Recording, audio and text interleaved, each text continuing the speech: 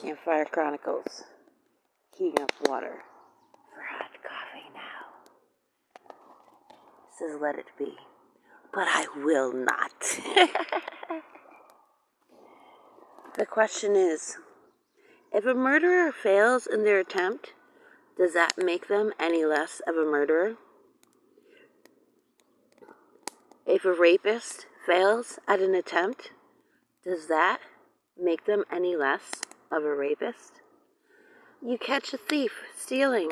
They drop everything and run away. Does that make them less of a thief? Those social workers who sign the paperwork that say, you can't feed your children, you can't have housing because you're not cooperating, you're not sick enough, you're not rich enough.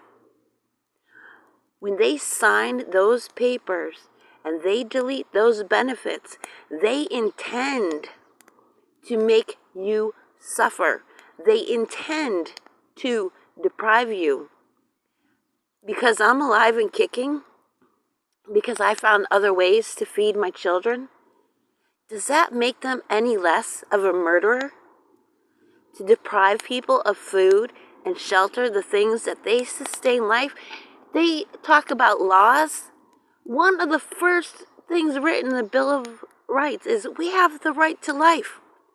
That means the right uninterfered with, without condition to access things to sustain that life. Food, shelter, water, clothing. That is our right that you cannot separate us from. To put conditions on it, to deprive us of it, to shut us out, to put up fences, to lock doors against our obtaining it, to arrest us because we tried to build it, the shelter, to protect ourselves, to protect our lives. You're murderers. Just because you fail at it a lot of the times does not make you any less of a murderer, because you don't see the consequences, because you don't put that body in the body bag. Doesn't make you less of a murderer. You caused that death. You're a killer. Stone cold killer.